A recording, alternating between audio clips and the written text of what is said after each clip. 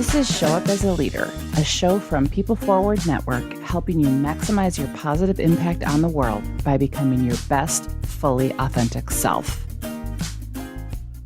Hey everyone, it is Rosie, and this is a very special episode that we are doing in honor of our anniversary. So every year we like to shake things up. Sometimes we've turned the tables and my friend Nikki Llewellyn-Gregory has interviewed me. Sometimes we've done a reflection on past episodes, and we always just, again, want to do something a little bit different.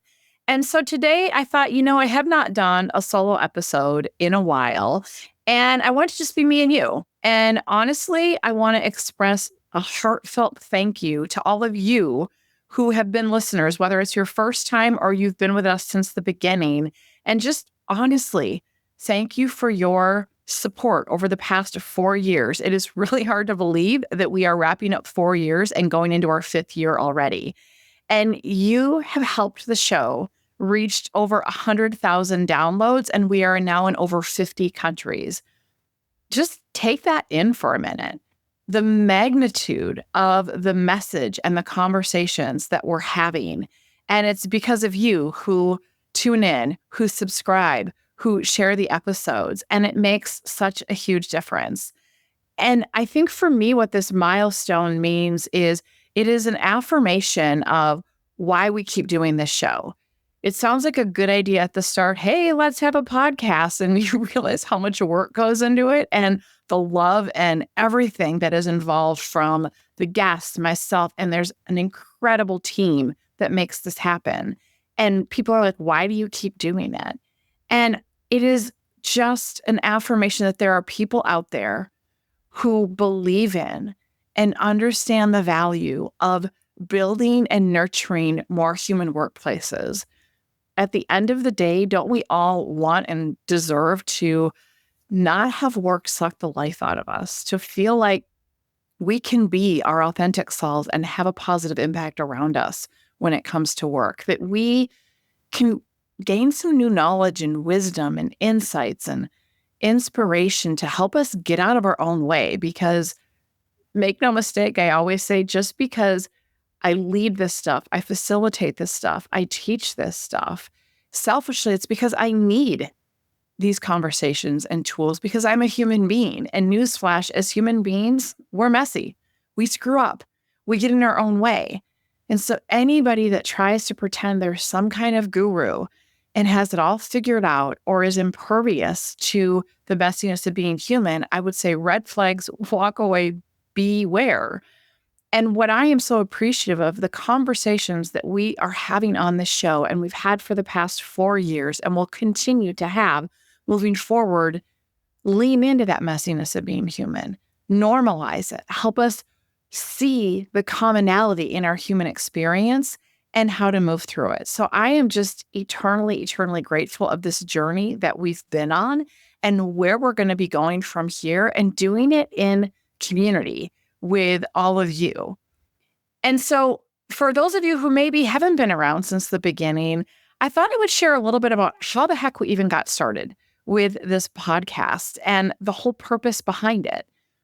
And it started back in 2020, like many of you, when we're sitting here during COVID and we had to pivot so many aspects of our business, and was thinking about how do we keep having these conversations and how do we keep putting impactful thought leadership out into the world? Because part of our purpose as an organization has always been to create more human workplaces, but also to plant seeds and to foster these insights so that people think about things differently, that we move past our stuckness to old habitual ways of going about business, going about leadership, going about our lives.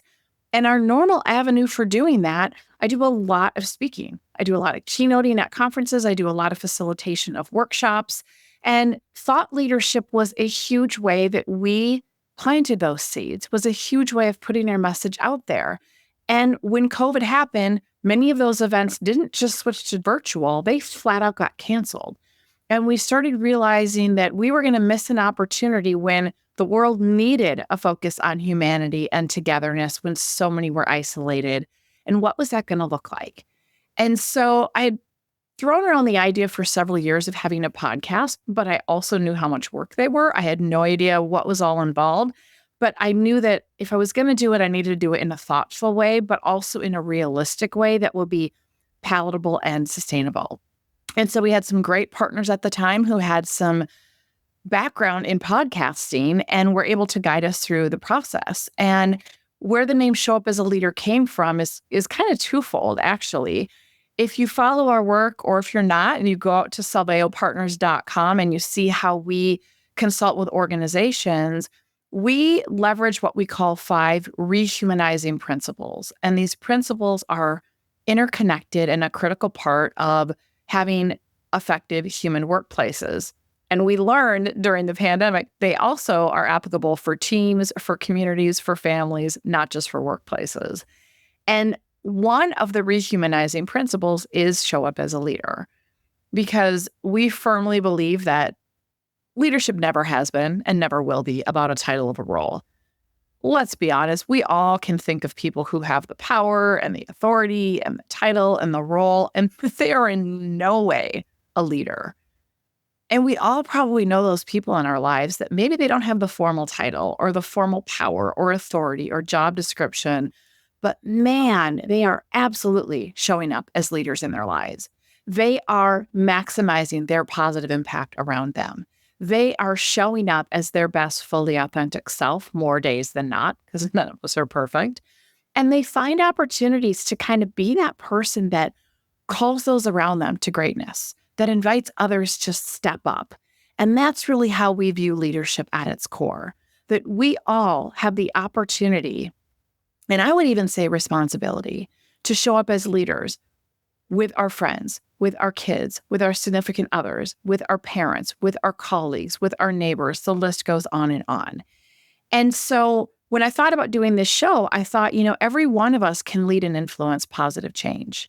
And let's have a show where not only are we talking about workplaces who are doing this well and keeping that conversation going, but when so many of us were struggling in the pandemic and we had social isolation and disconnection, thinking about what are things that we all can do to level up our leadership skills in our lives?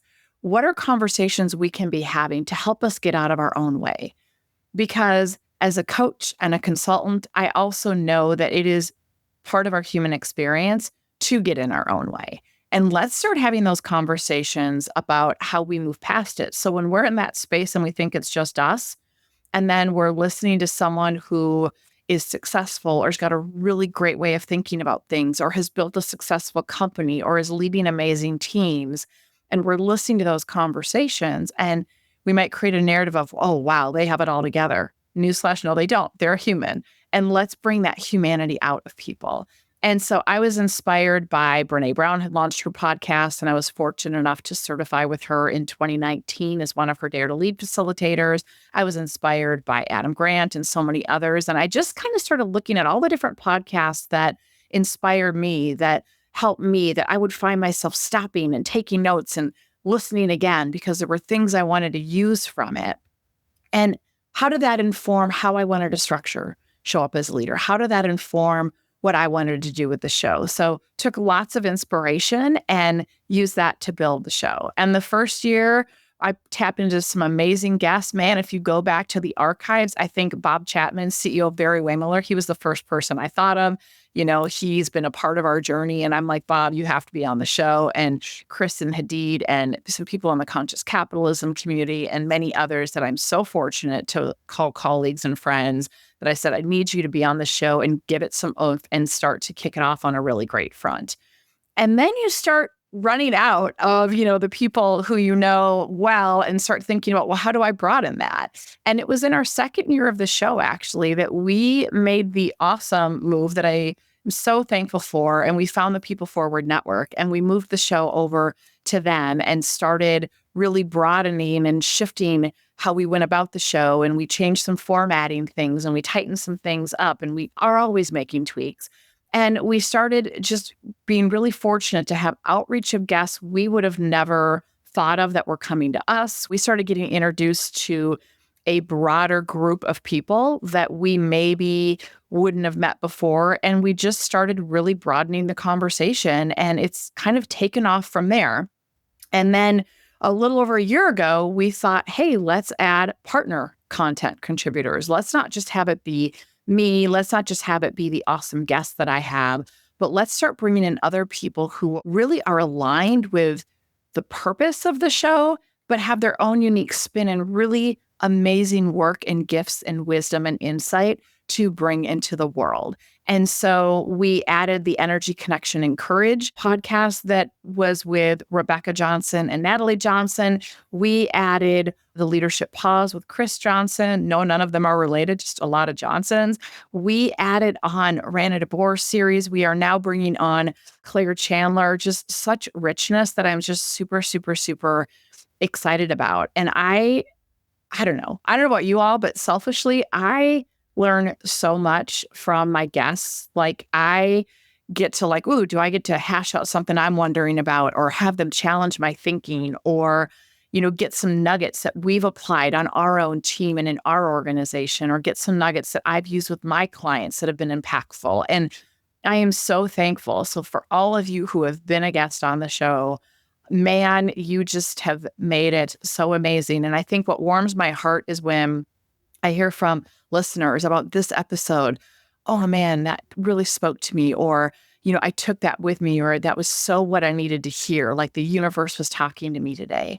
Or when I hear from the guests that I've had on the show, what a great experience they had. And several of them have said, this was the best interview or the best conversation. And that just makes me happy, because I want these to be connected, relationship building, effective conversations for everybody involved. And so it's just mind boggling where we've been. And I'm so incredibly grateful. But that's kind of where it started. And we just evolved it from there. And then we started adding the Rosie in my pocket blurbs. And who knows where we're going to go from here. But that's where you have an opportunity to also help shape it. We are constantly listening to feedback of what you appreciate, what you want to see more of, what else you want us to talk about, who else you want me to interview. So please keep that stuff coming. And I hope that you get to build more relationship with all of you as the months and years continue. And hopefully we're here for another 4 years and beyond. So that's kind of where we came from. And I will say, if I think about what are some of my biggest lessons learned, or my highlights, if you will, or leadership takeaways, there are a ton. And I think one of the ones is actually fed into a really cool research project that we are finally wrapping up. It's been over a year in the making. Is, I ask all of my guests, what is a self-limiting story that you still tell yourself sometimes? And what do you do when it shows up to move beyond it so that you can still show up as a leader in your life?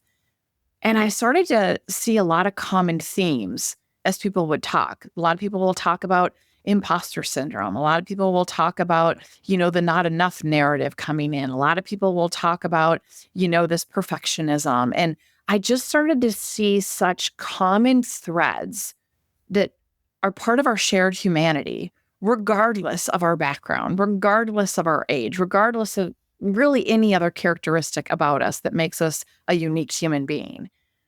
And I also started to see some common threads between what people shared is their self-limiting story and coaching data that we have from hundreds of leaders that we have put through a very specific coaching process called the Immunity to Change coaching process. And it's from the wonderful minds of Bob Keegan and Lisa Leahy. And it really helps people identify, what is a goal that you want to work on? And then methodically, we understand, how do you get in your own way and work against yourself on that goal? And then really, why do you get in your own way? What are those hidden underlying fears and assumptions and narratives we have that keep us stuck, despite the best intentions, despite being motivated? And so we started to put all this together and look at the coaching data, look at how people answered that question. And we are seeing some really powerful common themes that we're going to be releasing very shortly in a white paper. It's going to inform my next book. that just really helps us understand, where do we struggle as humans? You're not alone. And if you are a formal leader in an organization or a business owner or anything like that, what are things you need to be aware of and paying attention to so that we can help people level up their leadership skills so we can better navigate change and disruption, because we all get in our own way. And so I just think that my biggest lesson is just how common we are in our humanity. And it also has given me incredible insight into how do we better equip ourselves and others to navigate in an environment full of change and disruption. And how can we better support our clients in doing that? So I guess that's my teaser of stay tuned, more to come on that. But I also think some other lessons that stand out, and there are so many, and so I'm going to miss some. But I think one from my very first season, I had my dear friend Kristen Hadid on. If you're not familiar with her, go follow her. Her book, Permission to Screw Up. She just is such an example of being a real human and authentic human. And just, she told this amazing story about not paying attention and, multitasking with somebody through a Zoom screen. And unfortunately, that person passed away. And she had this thought of like, that's the last time I interacted with them and I can't get that back. And I have so many conversations with people where, especially in an environment where you're working virtually or hybrid, where they are multitasking. They're in a meeting, but they're checking an email. They're in a meeting, but they're checking their phone. They're in a meeting, but they're answering a chat message. And what that conveys to the other person in terms of their level of importance or lack thereof. And I've been really cognizant of that. And I used to be the queen of thinking I could multitask, and it's BS. We're not designed to multitask, and we miss things. And I just think, the greatest gift that I can give somebody is to give them the gift of my full attention, and the other stuff can wait. And wouldn't you want that from somebody else? And I'm not perfect, but I catch myself more often. And I've always thought about it. That story has stuck with me since 2020 when Kristen Hadid shared it with me. And I think about that periodically. And I think about, if this was the last interaction that I had with that person, what impact do I want to leave with them? What legacy do I want to leave with them? And, will I have a whole bunch of regret if that was the last interaction I had and I was halfway paying attention? I was phoning it in. I was half-assing it. So that is one that has really stuck with me, that is impactful. Another one that has really stuck with me was a more recent one. I interviewed a wonderful leader, founder of a company, Matt Tate, and he echoes what Pat Lencioni always says, is that one of our jobs as leaders, and you could think this as leader as a parent or as a coach of a team or whatever, is that we need to be a chief reminding officer, and that we have to remind people more often than we think and not get irritated by it, but reconnect people to things. And I've thought about that in my own work, where sometimes I feel like, haven't people heard this like a jillion times? And then I think, no, if I'm a chief reminding officer, sometimes you watch a movie for the third, fourth, fifth time and you see something differently, or it hits differently, or it resonates differently. And so I try to think about that and think, well, part of my job is to be chief reminding officer. And if people have heard it a bunch, they're in a different spot today than they were the last time they heard it. And maybe it hits them just right today. Maybe it hits them in a different way today. And so that is one that has also stuck with me. It's, be fully present with people. Remember, we have to be a chief reminding officer of people. And another one that sticks with me a lot, God, there's a lot, but I'm just going to pick a couple more. In the last year, I had an interview with another wonderful, wonderful dynamic leader, Miriam Maima. And she tells a really impactful story, so go search her episode, of being in line at Starbucks. And really just, are we actually seeing a person? This kind of goes along with the Kristen Hadid lesson. But are we actually seeing a person, and can we be the bright spot in that person's day when no one else has seen them, when everyone else has just treated them as an object, as a task, as a to-do, and what that does and how deflating that is. And that as human beings, we have a core need to feel like we are seen and heard and feel like we matter. And what if we set an intention at the start of every day to do that and be that person for somebody else?